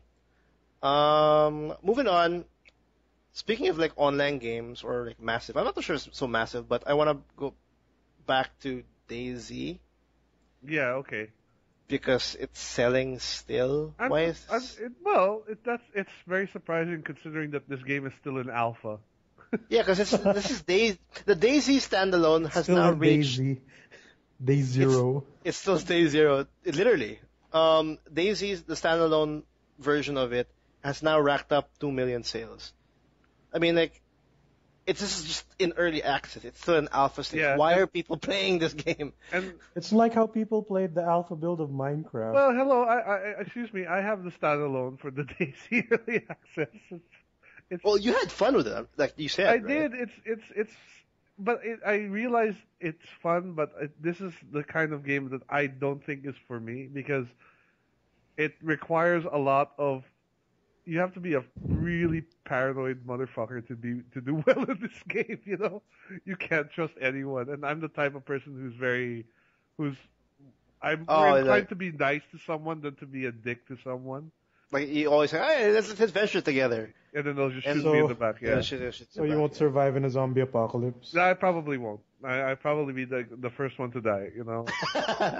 I'll be like, I'll save you all, and everyone's like, fuck that guy. In different cultures, the way they tackle these kinds of games are all different. Like how Americans play GTA 5.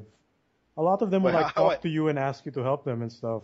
While in this country, they just shoot each other. In this country, we never talk. We just look, another player. Yeah, I guess a game like DayZ with the people in this country, like this community, won't really be inclined to help each other and talk to each other. No, and I don't know.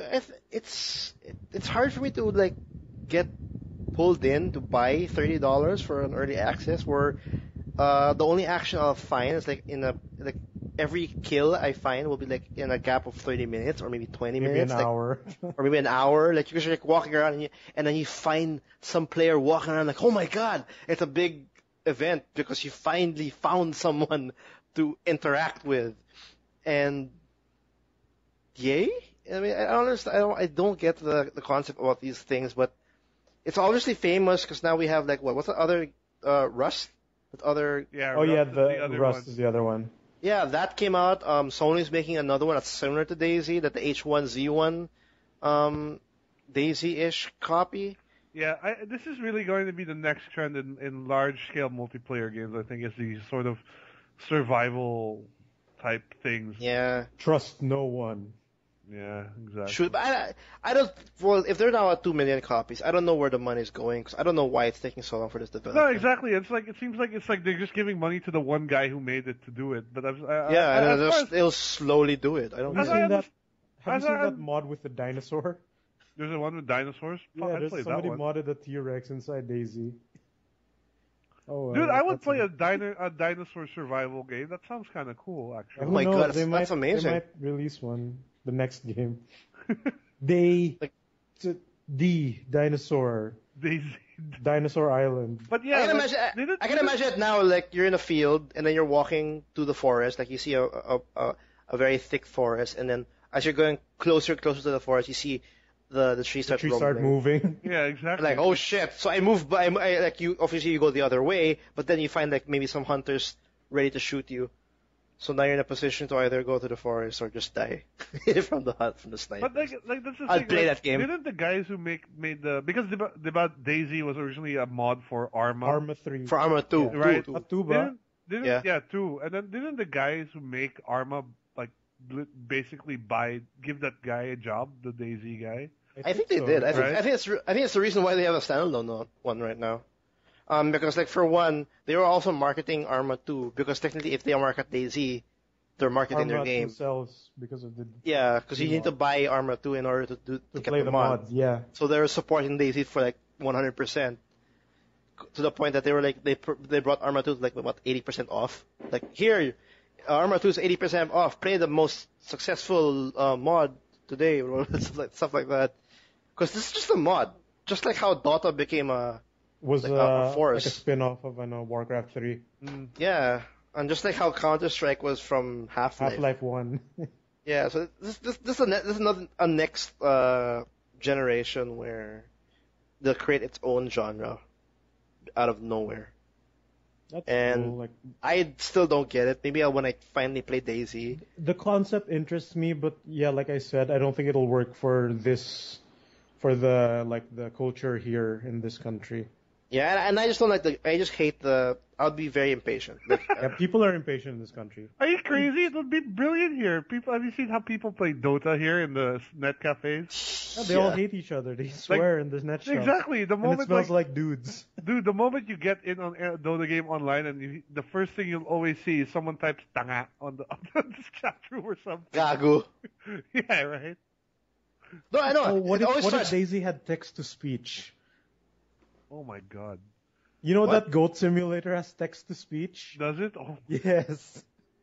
That has to be a thing. That has to be a default thing. That's a new trend. that's Text to amazing. speech. It's gotta be hashtag text. I don't know. It's very weird. I'll try DayZ once it's not an early access game. Once It's still $30 for an early access game. I really don't like early access anymore. it's coming out on Steam, right? Eventually. So it'll eventually be like on sale, Yeah. well, like we'll maybe see. 2 weeks after release or something. But yeah, that's finding success. I don't know why. It doesn't even matter. Another bit how of hard news. Another bit of news. Moving on. Disney Infinity. They've now announced their 2.0. Which will be Package the it's Marvel, baby. Marvel, baby. Marvel, Yeah, which they look amazing. They look awesome. I love the art. They Yeah, look the character Marvel design looks cool. really And then good. I'm actually excited for more on the possible potential for this because obviously right now they're doing the Marvel characters for the Infinity game, right? Yep. Yeah. But there's couldn't they use this technology to make, let's say, like a more serious Marvel game using Like these their sort own of game? figures? That would be badass. One of the big things now for Marvel is like the HeroClix figure game.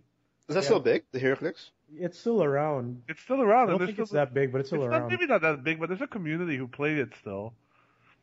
Yeah, they have a Sentinel figure that's in scale with the HeroClix. Yeah, they do. There's even I've seen that Sentinel figure. I've seen they even have like Hey, what? You need like two people to click it? No, No, but they like, even- you know how they- small the HeroClix figures are? Yeah. The Sentinel is in scale with those figures. So like he's holding a Cyclops in his hand. yeah. Oh wow. There's And it's even like one. the size of like maybe There's 5 even blocks one of or the something. collector in scale. And the Watcher. Yeah, I saw the Watcher one. They're quite large, but yeah, the thing is, there's potential here to make a more serious Marvel like sort of versus game, I guess, with HeroClix technology. Like you can make your own team basically. Not HeroClix technology, sorry, Infinity technology. Yeah. Yeah. And just Skylanders tech. make it look a little less cartoony and a bit more like cool. Like I would. No, I'm fine with the art. I think it's just perfect the way it is. Right? Yeah, Really? 'cause, like the serious tone, then you're buying toys. Yeah. I don't know, but I think they have a good. They struck a good No, but I balance mean, of. what I mean to say is, like, have you seen those like Marvel Universe action figures? Like those don't really have a cartoony look. They're very close to the comic book. I'm not really fond of that line of figures. Oh, really? Yeah, they have No, but such at articulation. at the end of the day, this is really catered to the kids as well. Yeah. Like this, at the end, this is more. We're second fiddle technically. You're absolutely right. I think adult collectors for toys and comics have always played second fiddle to what the kids want, anyways. Yeah, I was like, but I think they strike a good balance because I still think they look pretty cool, and I'm sure like an 8-year-old or a 10-year-old would love to pick up Hulk and then Like, oh, Spider-Man! yeah, Spider-Man, look, Hawkeye. No, it's Hawkeye, he's lame. He's blonde. Why is he blonde? He looks like that guy from the Jack and Jill movie. Imagine, we said this over and over. Imagine Disney Infinity or Skylanders with Super Mario or Dude, with Pokemon. God damn it. Pokemon. Nintendo. Come on, Nintendo, Do it. We're just waiting on you guys. Because you know where the money is. I bet Reggie was like, yo, this is a good idea, guys. Then Iwat's like, no, get back in your room. Get back in your room. No dinner for you. Yamete. But this is pretty cool. The second batch will be Marvel. I want to see more out of Disney Infinity because they're doing really well with this. I think they're more There's appealing going than to be a point where Skylanders. they're going to release Disney Infinity 2. Because like Skylanders had that with Giants, I think. This is technically Disney Infinity 2. It's Disney Infinity 2.0. No, but it's the same. Oh, it's a game. What it's called. new disc? Yeah. It's the same base game, as far as I know. That's what I can't was that. I can't. I think it's a new disc, but we'll have to. It's like the Skylander Giants figures don't work with the previous game. Oh, But really? the older figures work in the new game. It's officially called Disney Infinity 2.0. So maybe Marvel it's a superheroes. new disc. Yeah, maybe to accommodate all the new characters. Yeah. Makes sense that way. Cool stuff from Disney. Good job on using the Marvel license. What else we got here? That's more. Oh, no. Here, for those who still like playing Don't Starve, the expansion's out. I don't have that game. I never played Don't Starve. I've been wanting to play it for the longest time, and I'll probably pick it up when it's on sale. I've played it in the PC, and that game is a time sink. It's In a so good way, or It's in a really good way. It's a very cool game. It's how do I explain it? It's just simply there's just a guy who just wakes up in one morning and he's just with nothing, and now he just has to survive. yeah. And the only goal is how far you can go. How How many days can you survive? It's kind of like Minecraft in that sense, right? Like you have to sort of survive, build like an area for you to survive and get food and all that, right? Well, not in a sense, because Minecraft, it doesn't, well, the environment does not try to kill you, like literally try to kill you. Because in Don't Starve, like every single thing will try to kill you. Like, it's, there's specific seasons, there's winter, there's rainy season, there's summer. No, the expansion, it includes summer. So like, for example, if you're in the rainy season, you're worried about lightning, so you have to get the lightning rod, or else you get hit by lightning. Or if you're in the winter, you have to make sure you get all the wool from all the sheep, animals, I see. all the sheep or animals that you find before winter hits, because when winter hits, they're gone, and then now you have a big problem, right? It's all about survival. You all have to survive. You have to make your own base, you make your own home, and I think my highest one I think is 30 days or 40 days, it's very hard. It's a very hard game. It's a rogue game. Because once you die, Procedurally generated. yeah, once you die, you're dead. Your game is done. Right. So if you want to play again, it's a bit of a roguelike in that sense. it's a very roguelike game. The expansion's out. It has new characters, new monsters, new items. And why I like this game so much is the fact that it does not teach you anything. And as much as that sounds like a turnoff. It's amazing because like every time you play it again, it's just like something. It's like a new game. It's like you open up a new avenue for the game because you now know how to make this, you know how to make that based on experience, based on your previous title. So you're always invited to play again over and over to see everything that you can do in that game. And then for those that I think, because it's out now on PS4 as well. The expansion is already out for PC. The PS4 version will get. There's no details on it yet, but they're definitely gonna release the expansion for the PS4 soon, I think. But stay tuned for that. But for those who haven't tried Don't Starve, though, I think you should really check it out. I think it's only around $15 to $20, I think, for PC. Yeah, so check that out. Yeah, that's about it with the news. What's coming out in May, though? Since now this is technically the first episode for May. Yeah. What is coming out this month? Watch Doge. Watch Doge. Watch Dogs or Watch Dogs? Watch Doge. Watch Dogs. So hype. Much hype. Very delayed. Very delayed much. No Wii U. No. Hey, they actually have an announcement for that. Since they're done with the other platforms, they can now focus on the Wii U. Oh, that's yes.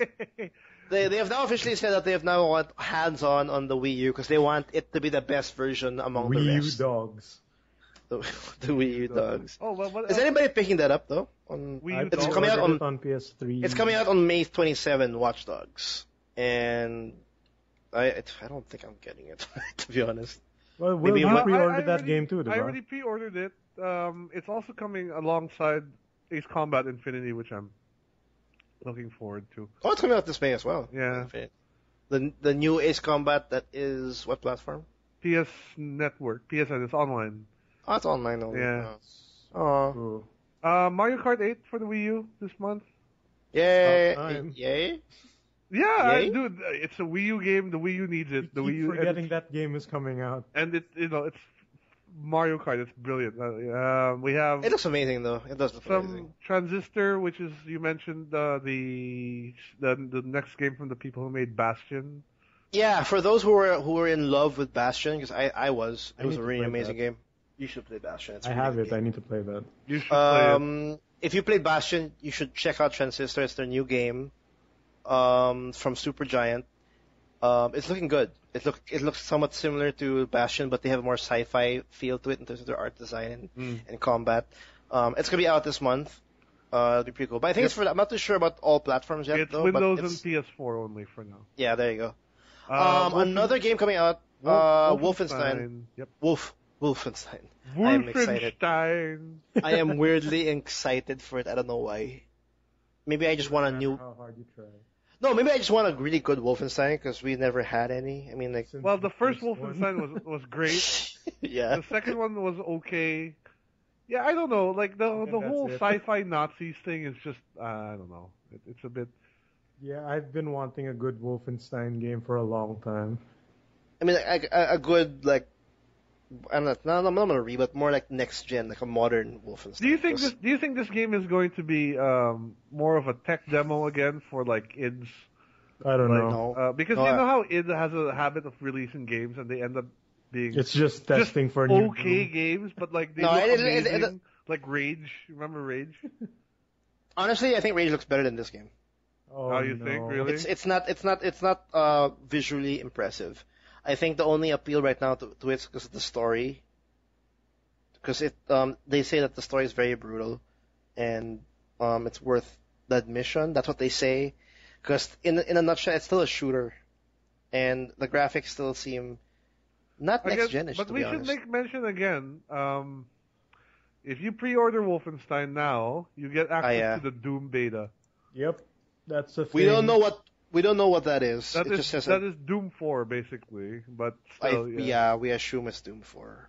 It might be Doom 3, the multiplayer version. Doom 3.5. I don't know. Or you can hold 2 flashlights.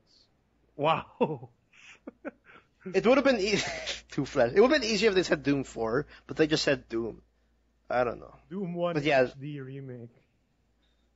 Yeah. Well, anyway, we're a little bit over on the time. for this There's still a episode. couple releases we can mention quickly. There's Go ahead before you. Drakengard 3 on PS3. If That's a thing. Oh yeah, if you ever coming here, yeah, Squeenix, thank you, Squeenix. Sequel to Nier or something? No, a It sequel takes place in the Nier universe. Was it? I thought it was the Yeah. sequel to the Drakengard 2. It's Yeah. connected to the Nier universe. I I heard. didn't realize that. Okay. Really? Yeah. Okay. There's Nier's a good Mugen, game. there's Mugen Soul Z. There's Peggle. There's a new Mugen Souls. Damn. Peggle 2, May 7th. The new Tex Murphy game, Tesla Effect, the Tex Murphy Adventure. Yeah. Which is Thanks to Kickstarter, that's happening again. that's happening. That'd be cool. The old school Tex Murphy. The same guy as well. Minecraft. No, fuck it. No, I'm not gonna bother mentioning that. They already have a lot of money. Tropico 5. I love Tropico, so actually For the strategy, I'm very excited to see. For May 23. Yeah, I think it's it. Yeah, that's it for May. I have nothing on May actually. I think I'll be stuck. I'll be done. I'll be playing Dark Souls till E3. I think. I'm gonna be watching Godzilla in May. That's your agenda. I'm excited Alright. for Godzilla more than Watch Dogs. And yet you pre-ordered it. Yeah. We have to make a video on that because people like that. Because people like Watch Dogs, but they don't understand why. I don't understand Anyway, why people like that either, but okay. like I was excited for it as well, I'm but gonna give it a think shot. I lost all the hype because I was so confused on what it is already now. I hope it's a good game. I really do. I really hope it's a good game as well. Anyway, we're gonna end this episode here. Thanks for listening in. This was episode 30. If you wanna listen to our previous episodes or game reviews and reviews, do check out our website, www.toomuchgaming.com. That's 2 with a number 2.